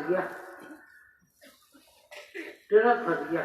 لڑکے والوں نے کہا کہ نواب صاحب نے یہ کہا تھا اپنی بچی کو ہم سب کچھ دیں گے، دیکھو پھڑوا ہے اس کے اندر مٹی اٹھانے کے لیے.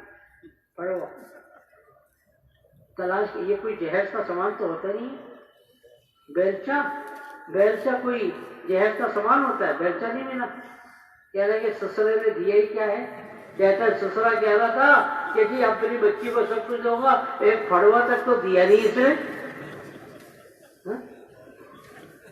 اپنے بچیوں کو ہم جہیز جتنا بھی دیں مگر کم از کم 10 سہروزے کا جہیز تو ضرور دیں. ہم کہتے ہیں کہ جی ہماری بچی بڑی دیندار تھی، کیا بتائیں کہ سسرال والوں نے اس کا تو پردہ بھی ختم کروا دیا، یہ بھی کر دیا. یہ ان کی غلطی نہیں، ہماری بچی کی غلطی. اگر ہم نے اپنی بچیوں کو 5, 6, 10 سہروزے لگوا کے بھیجیں، انشاءاللہ وہاں کا ماحول جیسا بھی ہوگا انشاءاللہ وہ ماحول کو جا کے بدل دے گی. ایسا ہوا ہے کراچی کے اندر، بہت سے. تو کریں گے انشاءاللہ 10 سہروزے کا دیں گے. یہ تبلیغ والوں کی بات نہیں ہے، میری اور آپ کی بات ہے. صحیح ہے، سہروزے کے جہیز دیں اور بچے کو بھی جو ہے نا تعلیم کے حلقوں میں بیٹھے. اور ہمارے علاقے کے اندر اسکول کالج میں پڑھنے پڑھانے والے بھی ہوتے ہیں، ان کے اندر بھی ہم محنت کریں. بچیاں ہوتی ہیں کالج میں پڑھ رہی ہیں, کالج میں پڑھا رہی ہیں, تعلیم کے حلقے کے اندر ان کو گھر کے اندر بھی بٹھائیں اور اجتماعی تعلیم کے اندر بھی ان کو لے کے جائیں. اللہ کرے کہ یہ پڑھائی اور یہ تعلیم ان کے لیے دین میں آگے سے آگے بڑھنے کا اللہ ذریعہ بنا دے. کریں گے انشاءاللہ. اور یہ جو اسکول کالج کے پڑھانے والے بڑے قیمتی لوگ ہوتے ہیں ہر گھر کے اندر, اور اب تو کالج اسکول تو ہر محلے کے اندر ہے. جو میں نے ترتیب بتائی کہ پہلے گھر کی تعلیم میں جوڑیں, پھر اس کے بعد مسجد کی تعلیم میں جوڑیں, اور 12 سال کے بعد سروزہ لگوائیں. یہ نہیں ہے کہ بچوں کی جماعت نکالتی, ہر جماعت کے اندر 1-2 بچے ہوں, 1-2 چھوٹی بچیاں ہوں. یہ نہ ہو کہ 5-6 بچے ہو گئے تو پھر وہ کیا کریں گے. 1-2 بچے 1-2 بچیاں ہوں بس. دوسری جماعت کے اندر پھر 1-2 بچیوں کو لے جائیں, بچوں کو لے جائیں, اور پھر اس کے بعد چلہ لگوائیں. صحیح روف ہوگا, آگے جا کر صحیح عمارت بنے, ورنہ وہ عمارت آگے پیچھے ہو جائے گی. ٹھیک ہے انشاءاللہ. تو اب آخری بات یہ عرض کرنی ہے کہ کراچی کا اجتماع آ رہا ہے. نبی اکرم صلی اللہ علیہ وسلم نے اجتماع کیا تھا. آپ کے پاس جماعتیں کراچی میں کتنی زیادہ آئی ہوئی ہیں؟ 200 کے قریب جماعتیں. کہہ رہے بعض لوگ کہہ رہے تھے کہ ہر مسجد میں جماعتی نظر آ رہی ہے. نبی اکرم صلی اللہ علیہ وسلم مکے کی زندگی میں حضرت مصعب کو بھیجا تھا. کہاں پر؟ مدینے کے اندر. کیوں بھیجا؟ وہاں پہ ماحول بنانے کے لیے مصعب. اس کے بعد کیا ہوا؟ نبی جی خود تشریف لے گئے. 10 سال تک محنت کی. 10 سال کے بعد سب کو جمع کیا حج کے موقع پر. 1,24,000 کم و بیش کا مجمع جمع ہو گیا. پھر نبی اکرم صلی اللہ علیہ وسلم نے کیا کیا؟ وہاں پہ تشکیلیں کی. لیبلغ الشاہد الغائب, جو حاضرین ہے غائبین تک دین کو پھیلا دے. جو غائبین ہے حاضرین ہے غائبین تک دین کو پھیلا دے. چند سالوں کے اندر اکثر دنیا کے اندر دین عام ہو گیا. ہمارے پاکستان ہندوستان کے اندر بھی 80 سال کے بعد دین آ چکا ہے. ہمارا اجتماع, ہمارا کراچی 1,24,000 سے بہت زیادہ ہے. وہاں پہ کتنا تھا مجمع؟ 1,24,000. انہوں نے ٹھان لیا دنیا کے اندر دین پھیلانا ہے, تو پوری دنیا کے اندر انہوں نے دین پھیلوا دیا. اکثر دنیا کے اندر دین پھیل گیا. تو کیا ہم اس اجتماع سے, جو ہمارا مجمع 1,24,000 سے زیادہ ہوتا ہے, جب 1,24,000 والے نیت کر لیں اور پھر اللہ ان کو آگے تک پہنچا دیں, تو ہم بھی یہ نیت کر لیں کہ انشاءاللہ اس اجتماع کو ہم ذریعہ بنوائیں گے اللہ سے پورے عالم کے ہدایت کے لیے. کہیں انشاءاللہ کریں گے انشاءاللہ. اس کے لیے اجتماع سے پہلے کی محنت ہوگی. اجتماع کی محنت تو نتیجہ ہے, ثمرہ ہے. اجتماع کی اصل محنت جو ہوتی ہے, جب سے اجتماع شروع ہو گیا تو اصل محنت شروع ہو گئی. یہ محنت کا اصل زمانہ ہے, اور اجتماع کا ہونا یہ تو اجتماع کا ثمرہ اور اجتماع کا نتیجہ ہو جائے بس. تو ایک ایک گھر کے اندر جائیں گے, ایک ایک گھر والوں کی منتیں خوشامدیں کریں گے, 8-8 گھنٹے اپنی مسجدوں کو دیں گے. کہیں انشاءاللہ. کون دے گا 8-8 گھنٹے بھائی؟ اور اجتماع سے پہلے ہر مسجد والے کم از کم ایک جماعت دیں گے. رات کو بھائی امین صاحب فرما رہے تھے ہر گھر والے ایک آدمی دیں. ہمارے محلے کے اندر 200 گھر ہیں, تو 200 آدمی نہیں ملیں گے تو 20 جماعتیں بن گئی.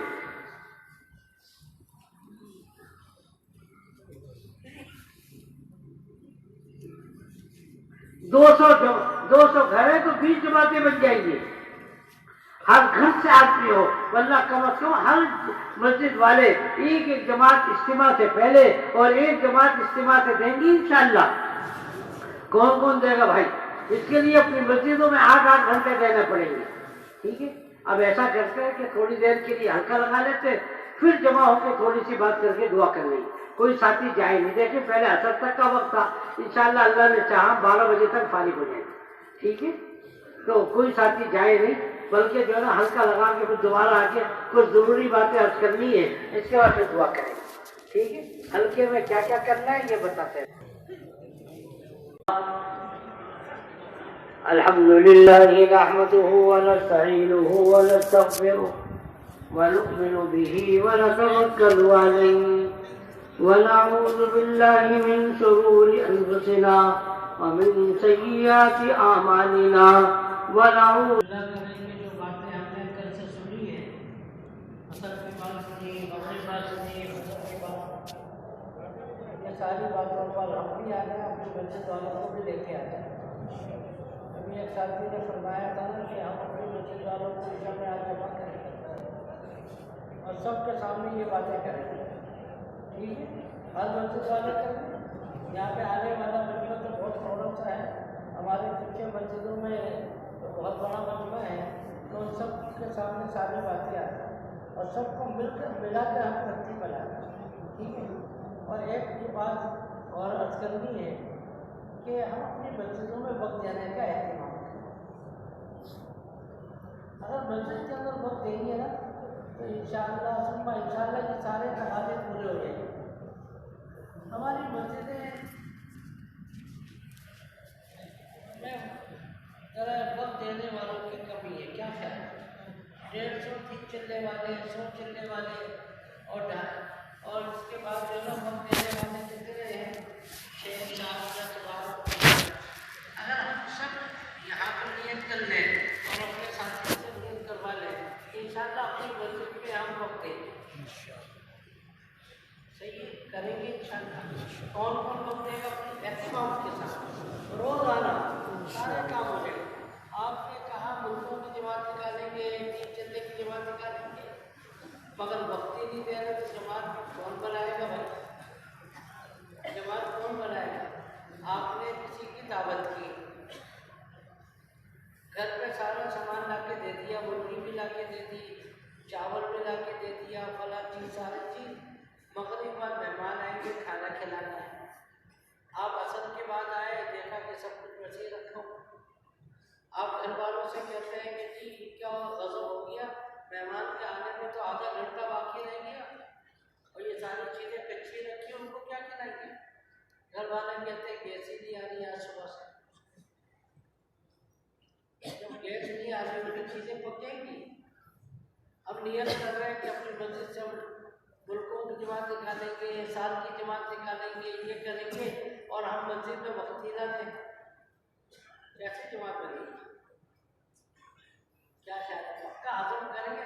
اگر ہم نے پکا عزم کر لیا اپنی مسجد میں وقت دینے کے لیے تو انشاءاللہ اللہ کے ذات سے امید یہ ہے کہ ہماری سارے تقاضے پورے ہو جائیں گے۔ آہستہ آہستہ ہم دنیا کو پیچھے کریں، آخرت کو آہستہ آہستہ دنیا میں مشاغل کو کم کریں اور دینی تقاضوں کو ہم پائیں۔ نہیں، اگر آج ہم نے 5 گھنٹے کیے تو 5.5 گھنٹے کی شکل بنائیں۔ حدیث پاک میں ایک دعا آتی ہے، بعد میں یاد کر لیجیے، اللہم انی اعوذ بک من الحول بعد القول، کہ اللہ مجھے آگے تو بڑھائیے، کبھی زندگی میں پیچھے نہ ہٹائیں۔ بہت ہی بدبخت آدمی وہ ہوگا جو آگے بڑھ کے پیچھے ہٹ جائے، آگے بڑھتا ہے، آگے بڑھتا ہے، ٹھیک ہے؟ تو آگے سے آگے بڑھے، اپنے دنیا میں تقاضوں کو کم سے کم کرتے رہے اور دینی تقاضوں کو زیادہ سے زیادہ کرتے رہے۔ اللہ کرے کہ وقت یہ آ جائے کہ دین کے کام کے لیے پائے۔ صحیح؟ آخری بات یہ عرض کرنی ہے کہ تھوڑا سا وقت نکال کے ہم اللہ کے سامنے بھی دعائیں، تھوڑا سا رو لیں۔ رونا اللہ کو بڑا پسند ہے۔ چھوٹا بچہ ہوتا ہے، ہر گھر کے اندر چھوٹا بچہ ہے، عمومی طور سے ہوتا ہے، 4 مہینے کا، 5 مہینے کا، 6 مہینے کا، 7 مہینے کا، اس کے اوپر کو بھوک لگتی ہے تو کیا کام کرتا ہے؟ ہوتا ہے۔ اچھا، اس کے کان میں درد ہوتا ہے تو پھر بولتا ہے، جب بھی روتا ہے، پیر میں درد ہو گیا روتا ہے، تو رونے سے اس کے مسئلے حل ہو جاتے نہیں ہوتے؟ ہم سب نے اس طریقے سے مسئلے حل کروائے نا بچپن میں، تو بڑے ہو کے اپنے روح کے اندر سے مسئلے حل کرواتے ہیں۔ اللہ میاں نے ہمیں سکھایا تھا بچپن میں کہ دیکھو تمہارے مسائل کا حل رونے کے اندر ہے، تم رو کے مسئلے حل ہو جائیں گے۔ ہاں تو اپنی ہم جوانی کے اندر بڑھاپے کے اندر آ کے رونا بھول گئے، اس وقت بھی ہم روئیں، انشاءاللہ پھر دیکھیں کتنے مسئلے حل ہو جائیں گے، سارے مسئلے حل ہو جائیں گے۔ رونے والے اللہ کو بڑے پسند، رونے والی آنکھ کبھی یعنی جسم پورا کبھی زندگی کبھی جو ہے نا جہنم میں نہیں جائے،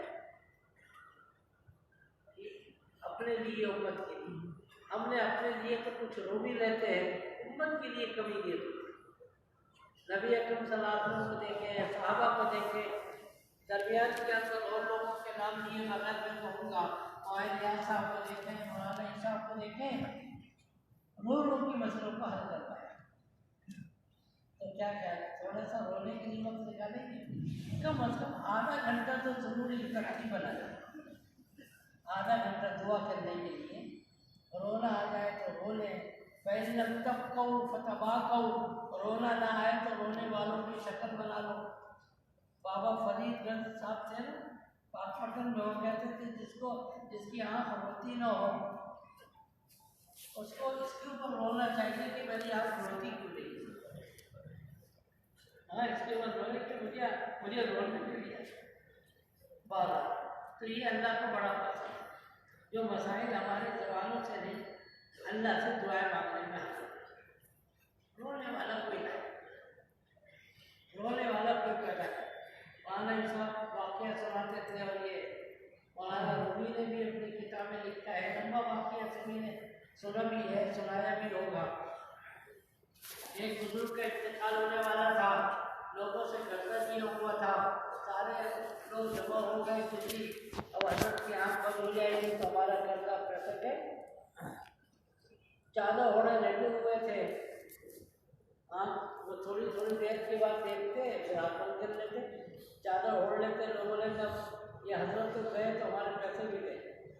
ایک آواز سنائی تھی کسی چھوٹے بچے کی، کیا کہتا ہے، آنکھ کھولی، بھائی بلاؤ اس کو، کیا ہے، حلوہ بیچ رہا تھا، میں نے کہا بلاؤ، کہنے لگے ہمارے حضرت بیمار ہے، انتقال ہونے والا ہے، حلوے کے بڑے شوقین مانتے، حلوے والے کو بلا لیا، اس سے بولا یہ جتنے بیٹھے ہیں سب میں حلوہ تقسیم کر دو، بہت خوش ہو گیا، سب جگہ چکر لگاتا آج تو ایک ہی جگہ میں سارا فکر ہے، تو جب کھلا دیا کہنے لگا پیسے دوبارہ چادر اوڑھ کے لیٹ گئے۔ اب وہ چھوٹا بچہ رونے لگ گیا کہ میری اماں مجھے مارے گی، میرا ابا مارے گی۔ اب اس طرح تھوڑا سا رونا شروع کیا، کسی نے دروازے پہ دستک دی اور سارے لوگوں کے پیسے ایک ساتھ تھے، جتنے تھے نا 1 لاکھ 2 لاکھ، اور بچے والے کے پیسے الگ تھے، جتنا ہوگا 100 روپے 200 روپے۔ حضرت سے کہا یہ کیا معاملہ ہے؟ کہنے لگے کہ اللہ نے کہہ رہا تھا کہ کوئی رونے والا ہو تو میں پیسے دے دوں، میں نے ان سب کو دیکھا ہے، ہر ایک جو ہے نا وہ تو کسی کی شکل پہ رونے کی شکل ہی نہیں بنی ہوئی، میں نے کہا یہ چھوٹا بچہ ہے نا یہ روئے گا، اس کو بلا لیا، اس کے رونے سے اس کا نہیں سب کا مسئلہ حل ہوگا، پوری امت کا مسئلہ حل ہو جائے گا اگر امت رونا سیکھے۔ چند لوگوں نے نیت کی، حضرت ابوبکر حضرت عمر کی قبر کو نکالنے، فضائل حج کے اندر یہ واقعہ ہے، لمبا واقعہ۔ ایک رات ایسی آئی جس رات میں ان لوگوں نے نیت پوری کرنی تھی، پھاوڑے لے کر آ گئے، یہ لے کر آ گئے، قبر کو نکالنا ہے۔ چوکیدار کو صرف معلوم تھا، چوکیدار مسجد نبوی علیہ السلام کا اس کو حکم تھا کہ رات کو دروازہ کھول دینا 2 بجے، چند لوگ عبادت کرنے کے لیے آئیں گے، اس نے دروازہ کھول دیا۔ اوے وہ تو حیران، ان کے ہاتھ میں زمین کھودنے کی چیزیں تھیں، اور وہ جو ہے نا سمجھ گیا کہ آج کیا ہونے والا ہے، کونے میں بیٹھ گیا، خوب رویا۔ اللہ کی جان جب وہ محراب النبی کے پاس آئے گے لوگ، زمین پھٹی اور 40 آدمی سے دھس گئے زمین۔ اس نے کہا اگر میں کچھ بولوں گا تو میرا تقریبا بنا دیں گے، اللہ ہی سے بولوں، تو خوب رونا تھا۔ کم از کم آدھا گھنٹے کی نیت کون کون کرتا ہے؟ اپنے لیے بھی مانگے، ہم یہ نہیں کہہ رہے نہ مانگے، امت کے لیے پہلے مانگے۔ اور ایک میں بات بتاؤ، جو امت کے لیے دعا مانگے گا پھر اپنے لیے مانگے گا، اس کی دعا قبول بھی ہو جائے گی۔